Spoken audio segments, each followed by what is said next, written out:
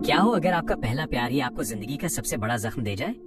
एक ऐसा दर्द जो आपको अंदर से तोड़कर रख दे, लेकिन साथ ही सफलता के शिखर तक पहुंचने की आग भी लगा दे। आज की कहानी है पार्क की, जिसे उसकी क्रश ने सिर्फ इसलिए ठुकरा दिया क्योंकि वो गरीब था। कहानी शुरू होती है सोयूं से, जो अपनी यूनिवर्सिटी में फ्रेशमैन के तौर पर क्लास के पहले दिन ही लेट पहुंचती है। उसकी इस देरी से प्रोफेसर नाराज हो जाते हैं और पूरी क्लास को सजा मिलती है। लेकिन इस सबके बीच एक स्टूडेंट है जिसकी नजरें सोयूं से हटी नहीं रही। उसका नाम है पार्क और वो पूरे लेक्चर के दौरान सोयूं की तरफ देखता रहा। उसी दिन पार्क खुद को सोयूं के साथ बस में पाता है। उसके दिल में एक उत्साह की लहर दौड़ जाती है। उसे लगता है कि शायद ये प्यार की शुरुआत हो सकती है, पर उसकी घबराहट उस पर हावी हो जाती है और जब सोयूं उसे घूरते हुए पकड़ लेती है तो पार्क शर्मिंदा होकर जम जाता है कि उन दोनों का घर का रास्ता भी एक ही है।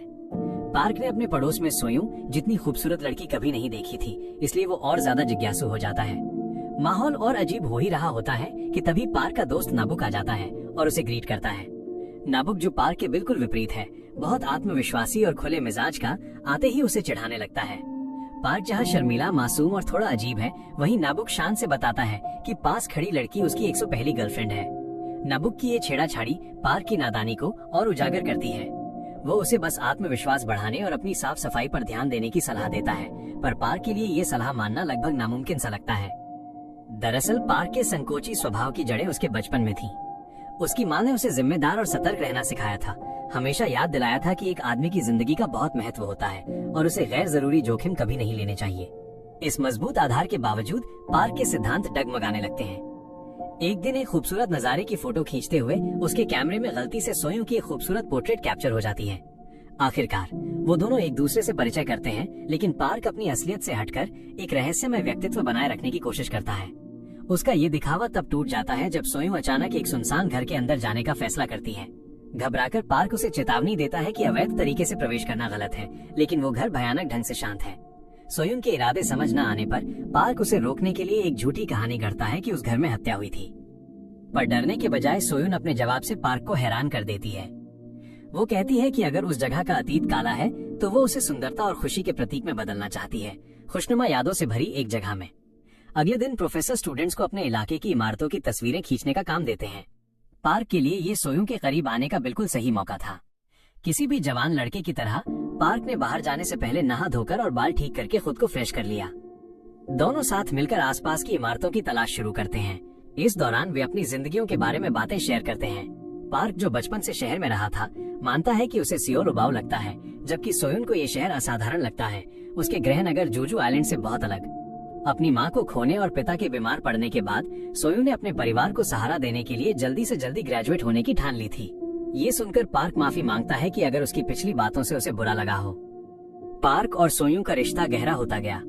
उन्होंने मिलकर उस सुनसान घर की सफाई भी शुरू कर दी और सोयूं ने वहाँ फूल भी लगाए ताकि जगह और खूबसूरत लगे। अपनी इन गतिविधियों के बीच पार्क सावधानी से सोयूं से पूछता है कि क्या उसका कोई बॉयफ्रेंड है। तीखे लहजे में सोयूं पलटकर पूछती है कि क्या वो खुद देखना चाहता है। पार्क शर्मिंदा हो जाता है और माफी मांगकर अपना सवाल बदल देता है कि क्या वो किसी को पसंद करती है। तब सोयूं बताती है कि उनका सीनियर जेवुक हर लड़की का सपना है। वो हैंडसम, लंबा, आकर्षक, स्मार्ट, एक जीनियस, अमीर और आर्किटेक्चर का स्टूडेंट है। इसके जवाब में पार्क मजाक में कहता है कि वो भी इंजीनियरिंग का स्टूडेंट है, लेकिन सोयूं सीधा कहती है कि जेवुक के उलट पार्क गरीब है और खास आकर्षक भी नहीं है।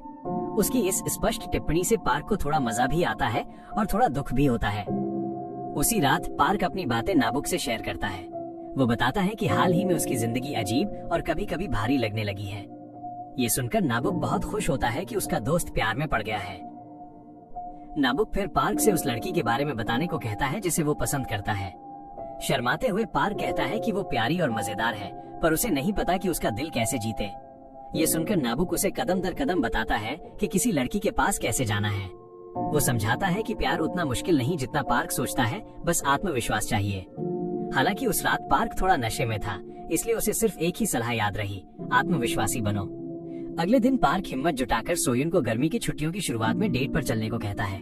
पूरे जोश के साथ पार्क सोयूं को ट्रेन की पटरियों के किनारे टहलाने ले जाता है, जिससे सोयूं बहुत खुश दिखती है। एक पल वो बताती है कि 11 नवंबर को उसका जन्मदिन है और सेलिब्रेट करने के लिए वो पार्क को खाना खिलाना चाहती है। खाना खाते समय पार्क उसके सपनों के बारे में पूछता है, जिस पर सोयूं उत्साह से बताती है कि उसका सपना एक सफल ब्रॉडकास्टर बनने का है और किसी अमीर आदमी से शादी करने का। उसके जवाब से पार्क हैरान रह जाता है, फिर भी वो साहस दिखाता है और कहता है कि अगर वो एक दिन सफल आर्किटेक्ट बना तो वो उसके लिए एक घर बनाएगा। सोयूं खुशी से अपने सपनों के घर का एक स्केच भी बनाती है, जिससे पार्क बहुत खुश होता है। पूरा दिन साथ बिताने के बाद वे घर जाने का फैसला करते हैं। बस स्टॉप पर सोयूं अचानक पार्क के कंधे पर सो जाती है। एक पल के लिए पार्क उसकी खूबसूरती में खो जाता है। वो इससे पहले कभी किसी लड़की के इतना करीब नहीं आया था। धीरे धीरे सोयूं का सिर उसके और करीब आता है और वो दोनों किस शेयर करते हैं। खुशी से अभिभूत पार्क इस किस के बारे में नबुक को गर्व से बताता है। वो स्वीकार करता है कि ये उसका पहला किस था, लेकिन नबुक मजाक में पूछता है कि क्या सोयून की जीभ भी शामिल थी। जवाब में पार्क बताता है कि उसने सोयून को तब किस किया जब वो सो रही थी। उलझन में पार्क पूछता है कि क्या किस में जीभ का इस्तेमाल जरूरी है या अगर वो जाग रही हो तभी गिनती होती है। नाराज नबुक समझाता है कि सिर्फ होठों से होठ मिलाना तो बस एक दोस्ताना किस होता है। नया सेमेस्टर शुरू होते ही सोयून को कैंपस ब्रॉडकास्टर बनने का मौका मिलता है। उस दिन पार्क बेसब्री से उसका ब्रॉडकास्ट सुनता है और जब वो उसे साथ घर चलने के लिए पूछने जाता है तो पाता है कि सोयून पहले से ही जेवुक के साथ है और वे साथ जाने की प्लानिंग कर रहे हैं। जेवुक को वो लड़की चुराने नहीं देने की ठानकर पार्क भी उनके साथ चलने का फैसला करता है। चलते समय पार्क अपनी चिड़चिड़ाहट छुपा नहीं पाता क्योंकि सोयूं और जेवुक बातें कर रहे हैं और हंस रहे हैं। उसकी निराशा तब और बढ़ जाती है जब जेवुक पूछता है कि क्या उन दोनों के बीच कुछ चल रहा है और सोयूं जवाब देती है कि पार्क उसका सबसे करीबी दोस्त है। नतीजतन पार्क तुरंत जोड़ता है कि वो उसके लिए भावनाएं रख ही नहीं सकता। आखिरकार अगर वे डेट करते तो वो उसे अफोर्ड नहीं कर पाता। ये सुनकर जेवुक हंसता है और पार्क के फटे पुराने कपड़ों का मजाक उड़ाते हुए कहता है कि वो तो भिखारी जैसा दिखता है। पार्क को बहुत बुरा लगता है और वो तुरंत घर पर उतरने की मांग करता है। घर आकर पार्क अपनी माँ पर अपना गुस्सा निकालता है। उसने सवाल किया कि उसके लिए लाए गए सारे कपड़े इतने खराब क्यों दिखते हैं। उसकी माँ अपना बचाव करती है कि कपड़े बिल्कुल ठीक हैं। फिर भी परेशान पार्क चिल्लाकर बाहर निकल जाता है कि उसकी माँ उसे कभी नहीं समझती। इसके बाद पार्क नबुक से मिलता है और अपने दुख बताता है। वो रोता है कि सोयूं उसे कभी भी प्यार करने लायक नहीं समझेगी और उसे शक है कि वो पहले ही जेवुक के लिए गिर चुकी है। जहाँ पार्क मानता है कि वो जेवुक की खूबसूरती या दौलत से मुकाबला नहीं कर सकता, वहीं नबुक उसकी नकारात्मकता को खारिज कर देता है। वो पार्क को याद दिलाता है कि साहसी लोग ही सुंदरियों का दिल जीतते हैं। अगर पार्क ने अपने दिल की बात नहीं कही तो उसे हमेशा के लिए खोने को स्वीकार करना होगा। आखिर में नाबुक उसे साल की पहली बर्फबारी का इंतजार करने के लिए प्रोत्साहित करता है। उसने पार्क से कहा कि पहली बर्फ के दिन अपने प्यार का इजहार करना बेहद रोमांटिक होगा। अगली सुबह सोयून पार्क से सामान शिफ्ट करने में मदद करने के लिए कहती है। उसने कैंपस के पास रहने का फैसला किया था क्योंकि उसका पुराना घर बहुत दूर था। हालांकि जगह छोटी थी, पर सोयून के लिए ये एक नई शुरुआत जैसा था। सामान खोलते हुए सोयून पार्क को अपने बचपन की तस्वीरें दिखाती है और बताती है कि उसे अपने घर की कितनी याद आती है। हालांकि वो स्वीकार करती है कि वापस जाना संभव नहीं है, उसे सफल होना है और अपने परिवार की जिंदगी बदलनी है। उसकी बातों ने पार्क को अंदर तक छू लिया। उसे एहसास हुआ कि जिस लड़की को वो पसंद करता है वो सिर्फ खूबसूरत नहीं बल्कि अविश्वसनीय रूप से मजबूत और प्रेरणादायक भी है। जाने से पहले पार्क ये बताना नहीं भूलता कि जब पहली बर्फ गिरेगी तो वो सोयूं से उनके हमेशा वाली जगह उस सुनसान घर पर मिलना चाहता है। उसके पास उसे बताने के लिए कुछ अहम बात है। अगली सुबह पार्क क्लास से गैर हाजिर था। सोयून चिंतित होकर शांत रहने की कोशिश करती है और उम्मीद करती है कि पार्क ठीक होगा। उसी दिन बाद में जब वो घर जाने वाली होती है तो जेवुक उसे रोकता है और बाहर चलने के लिए न्योता देता है। सोयून समझाती है कि वो ज्यादा देर नहीं रुक सकती क्योंकि पार्क पूरे दिन से गायब है। जेवुक उसे भरोसा दिलाता है कि वे बाद में मिलकर उसे ढूंढ सकते हैं। सोयून को अनजाने में पार्क क्लास छोड़कर उसके सपनों के घर का एक छोटा मॉडल बनाने में लगा हुआ था, जो उसने उसके स्केच का इस्तेमाल करके सिर्फ एक दिन में पूरा कर दिया था। हालांकि जेवुक उस शाम सोयून को एक बार में ले गया था। सोयून बार बार पार्क को कॉल करने की कोशिश करती है, लेकिन उसके फोन की बैटरी खत्म हो चुकी थी। जेवुक जो उसकी अनदेखी को भांप गया था, उसे रात का मजा लेने के लिए उकसाता है। इस बीच पार्क बेचैनी से सोयून के लौटने का इंतजार करता है। जब वो आखिरकार आती है तो उसकी खुशी दिल टूटने में बदल जाती है। सोयून नशे में थी और सहारे के लिए जेवुक पर झुकी हुई थी। जेवुक ने उसे कसकर पकड़ रखा था और लगभग उसे किस ही करने वाला था, इससे पहले कि वो उसे उसके कमरे में ले जाता। दरवाजा उनके पीछे बंद हो गया और कमरे से दबी हुई सांसों के अलावा कोई आवाज नहीं आई। पार्क जम गया, उसका दिल चकनाचूर हो गया। जो उसने देखा था उसे हजम नहीं कर पा रहा था। मिली जुली भावनाओं, निराशा और दुख से भरा वो वहाँ से चला गया। पहली बार अंधेरे विचार उसके दिमाग में छा गए। पार्क ने चाहा कि सोयून उसकी जिंदगी से हमेशा के लिए गायब हो जाए। अकेले घर चलते हुए उसने कसम खाई कि वो दोबारा कभी प्यार नहीं करेगा। दिन गुजरते गए और इस दौरान पार्क ने सोयूं से हर संपर्क तोड़ दिया। उलझन और दुख से भरी सोयूं ने आखिरकार उससे मुकाबला किया। पूछा कि उसने अचानक उससे दूरी क्यों बना ली और उसकी जिंदगी से गायब क्यों हो गया। हालांकि पार्क ने उसे बस एक ठंडा और कठोर जवाब दिया। उसने उससे कहा कि वो उसे अब और देखना नहीं चाहता। उसकी मौजूदगी, उसकी मुस्कान और उसकी हंसी सब उसे गुस्सा और नाराजगी देते थे। उसने स्वीकार किया कि उसके आसपास रहना उसे सिर्फ दर्द और गम देता है। पार्क ने उनसे विनती की कि वे अपनी अलग अलग जिंदगी जिएं, अपने रास्ते पर चलें और दोबारा कभी एक दूसरे के रास्ते को पार ना करें। आखिर में उसने सोयून से कहा कि वो उसकी जिंदगी से पूरी तरह दूर रहे। उसी दिन पहली बर्फबारी शुरू हुई। अपना वादा याद करते हुए सोयून पार्क से मिलने की उम्मीद में सुनसान घर गई। उसने ठंड में घंटों इंतजार किया, लेकिन वो कभी नहीं आया। भारी मन से सोयून ने आखिरकार हार मान ली। जाने से पहले उसने एक MP3 प्लेयर और अपनी पसंदीदा कैसेट टेप सीढ़ियों पर रख दी, इस उम्मीद में कि पार्क उन्हें ढूंढेगा और जान जाएगा कि उसने अपना वादा निभाया था। 10 साल बाद पर्दा बदलता है और कहानी 10 साल बाद का सीन दिखाती है। उनके अलग होने के बाद से पार्क ने अपनी जिंदगी बदलने के लिए अथक प्रयास किया था। उसका दिमाग सफलता हासिल करने के अपने लक्ष्य में लीन था। पार्क ने जो कुछ भी किया वो अपने परिवार की परिस्थितियां सुधारने के लिए था। समय के साथ उसकी कड़ी मेहनत रंग लाई और पार्क एक अमीर आर्किटेक्ट बन गया। जिस सपने को उसने एक बार संजोया था वो आखिरकार साकार हो गया, हालांकि बिना त्याग के नहीं। हालांकि उस दिन के बाद से पार्क को धूम्रपान की लत लग गई थी, जिसे वो कभी छोड़ नहीं सका। ये एक गहरी आदत बन गई थी, इतनी कि उसकी असिस्टेंट और मंगेतर यून उसे अक्सर डांटती रहती थी। उसने चेतावनी दी कि अगर उसने ऐसा करना जारी रखा तो संभावित क्लाइंट्स दूर हो सकते हैं, जिन्हें उनके ऑफिस आना नापसंद हो सकता है। पर पार्क ने उसकी चिंताओं को खारिज कर दिया, जोर देकर कहा कि धूम्रपान उसके काम को प्रभावित नहीं करता। उसने विश्वास से कहा कि अगर क्लाइंट्स को परेशानी है तो वे कोई और आर्किटेक्ट ढूंढ सकते हैं। कुछ क्लाइंट्स को खोने से उसे मुश्किल नहीं होगी। एक दिन एक कर्मचारी ने खबर दी कि जूजू से एक क्लाइंट ने खास तौर पर पार्क से ही अपना घर डिजाइन कराने की गुजारिश की है और वो क्लाइंट सोयूं थी। शुरुआत में पार्क को उसका नाम मुश्किल से याद आया। समय के साथ कई यादें धुंधली हो गई थी, लेकिन जैसे ही नाम उसके दिमाग में बैठा, पार्क को सोयून अपने पुराने दोस्तों में से एक के तौर पर याद आई। जब वे मिले, सोयून ने बिना वक्त गंवाए सीधे बात की। उसने समझाया कि वो जूजू आइलैंड पर एक घर बनाना चाहती है और जिद की कि पार्क ही उसे डिजाइन करे। शुरुआत में पार्क हिचकिचाया। वो पहले से ही एक और जरूरी प्रोजेक्ट में व्यस्त था। हालांकि उसके सहकर्मी कुयंग ने चल रहे प्रोजेक्ट को संभालने की पेशकश की, जिससे पार्क सोयून का प्रस्ताव ले सका। बाद में वे कैफे में विवरण पर चर्चा करने के लिए मिले। बातचीत के दौरान पार्क ने उनके साझा अतीत को एक साथ जोड़ने की कोशिश की और सोयूं से उसकी वर्तमान जिंदगी के बारे में पूछा। सोयूं ने बताया कि उसने सफलता हासिल कर ली है, हालांकि ब्रॉडकास्टर के रूप में नहीं जैसा उसने कभी सपना देखा था। इसके बजाय उसने एक अमीर व्यवसायी से शादी कर ली थी। अपने पति के सहयोग से उसके पास अब वो साधन थे जिससे वो जो घर सोचती थी उसे बना सके, चाहे कितना भी खर्च आए। सोयूं ने पार्क को आश्वासन दिया कि वो जो भी चार्ज करेगा वो उसे देगी। जैसे जैसे बातचीत आगे बढ़ी, अतीत की यादें पार्क के दिमाग में बाढ़ की तरह आ गईं। जो दर्द और दिल टूटना उसने दबा दिया था वो फिर से उभर आया, खासकर अब जब सोयून शादीशुदा थी। आपसी भावनाओं से टूटकर पार्क ने प्रोजेक्ट से इनकार कर दिया। निराश और मायूस सोयून ने समय बर्बाद करने का अफसोस जताया और चली गई। लेकिन उसके जाने से पार्क के अंदर कुछ हलचल हुई। उसके दिल में एक छोटी आवाज ने उसे पुनर्विचार करने के लिए प्रेरित किया। आखिरकार सोयून ने उसे उस घर के महत्व के बारे में बताया जिसे वो दोबारा बनाना चाहती थी।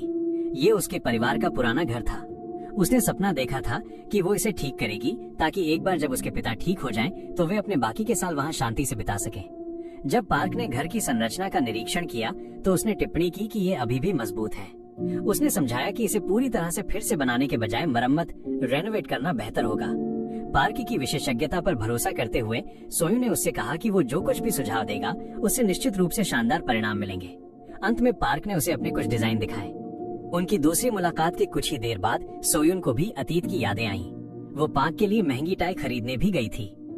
हालांकि उसे एहसास हुआ कि उसे कुछ दूरी बनाए रखने की जरूरत है, खासकर जब पार्क ने अपनी मुलाकात के दौरान उसे यून से मिलवाया। यून ने बताया कि इस प्रोजेक्ट को पूरा करने के बाद वो और पार्क शादी करने और अमेरिका जाने की योजना बना रहे हैं।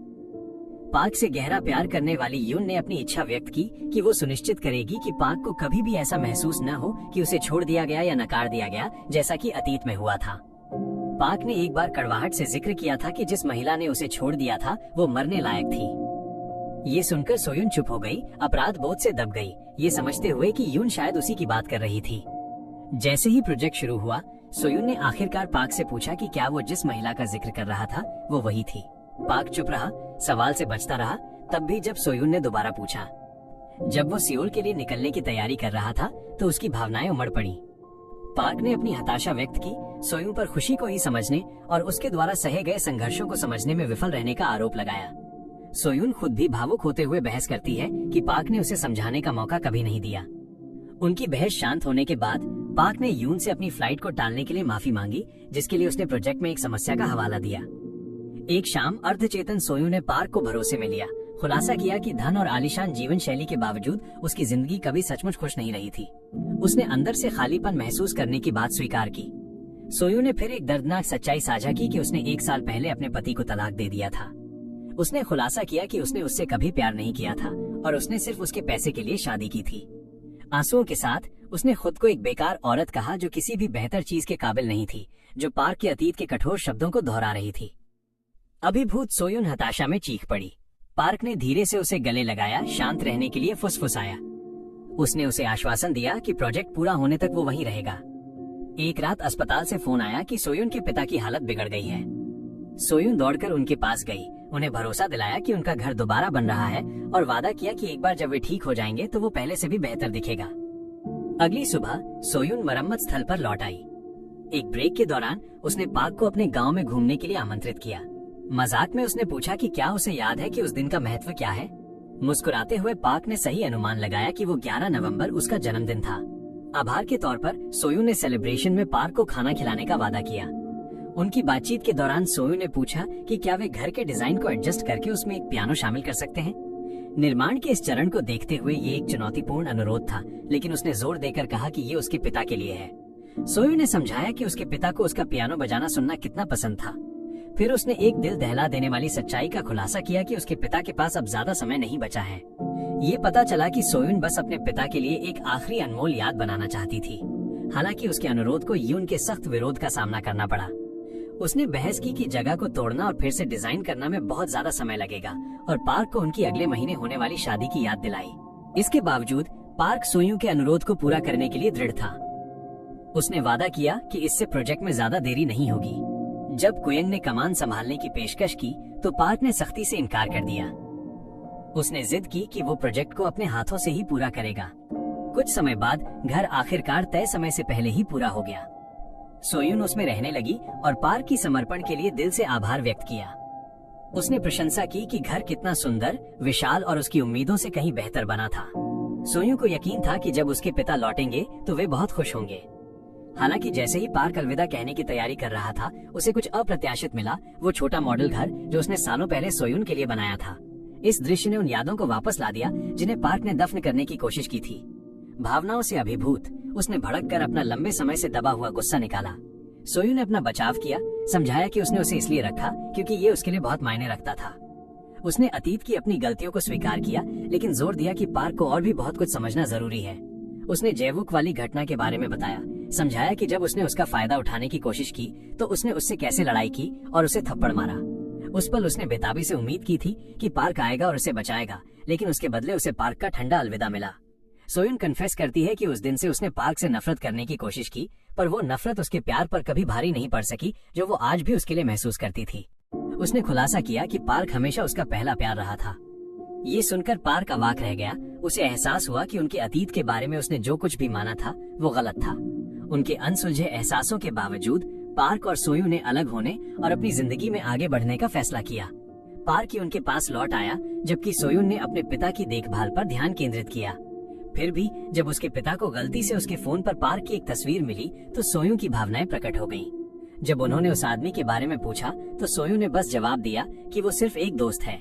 इस बीच हालांकि पार्क शारीरिक रूप से यून के साथ था, लेकिन उसके विचार और दिल सोयून उसके पहले और सबसे बड़े प्यार के साथ थे। अपनी आंतरिक उथल पुथल से जूझते हुए पार्क अपनी माँ से मिला और उन्हें अपने साथ अमेरिका चलने के लिए कहा, लेकिन उसकी माँ ने इनकार कर दिया। उसे कुछ पैसे दिए और अपने घर से अपने लगाव के बारे में समझाया। उन्होंने अपनी पूरी जिंदगी वहीं बिताई थी, अपनी शादी के दिन से लेकर अपने बच्चे की पहली रोने की आवाज सुनने तक। वो अपने अंतिम दिन उसी जगह बिताना चाहती थी जहां उन्होंने इतनी अनमोल यादें बनाई थी। आखिर में उसकी माँ ने पार्क से कहा कि वो जिंदगी और ईश्वर ने उसे जो कुछ भी दिया है उससे वो आभारी और संतुष्ट है और अपनी साधारणता में खुशी पाती है। अप्रत्याशित रूप से पार्क की माँ ने अभी भी वे कपड़े पहने हुए थे जिन्हें उसने फेंक दिया था। ये देखकर पार्क चुप रहा। जब उसकी माँ ज्ञान से भरी आवाज में बोली, उन्होंने उससे कहा कि ईश्वर हमेशा जानता है कि उसकी रचना के लिए सबसे अच्छा क्या है। कभी कभी खुशी एक छिपा हुआ सबक होती है और अन्य समय में दर्द अप्रत्याशित खुशी में बदल जाता है।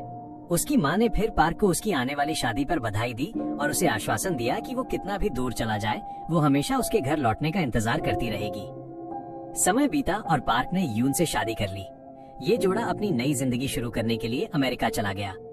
इस बीच सोयो अपने पिता के साथ अपने मरम्मत किए गए घर में बस गई और वहाँ पियानो सबक देना शुरू कर दिया। एक दिन सोयो के लिए एक पैकेज आया। अंदर उसने एक पुराना MP3 प्लेयर और अपनी पसंदीदा कैसेट टेप पाई। पार्क ने पत्र में सोयो को उन यादों के लिए धन्यवाद दिया जो उन्होंने एक साथ साझा की थी, उनकी मुस्कान, हंसी और वो प्यार जो उन्होंने अपनी जिंदगियों में पहली बार महसूस किया था। उसने माफी मांगी कि वो उस रात नहीं आया जब उसे उसकी सबसे ज्यादा जरूरत थी। उसने माफी मांगी कि उसने अपने अभिमान को अपने प्यार पर हावी होने दिया। और आखिरकार फाइनली उसने माफी मांगी कि वो अपनी भावनाओं को उसके दिल तक नहीं पहुंचा सका। उसने उन चुनावों को स्वीकार करते हुए पत्र समाप्त किया जो उन्होंने किए थे और उन दोनों को उनके द्वारा चुनी गई जिंदगियों में आगे बढ़ने के लिए प्रोत्साहित किया।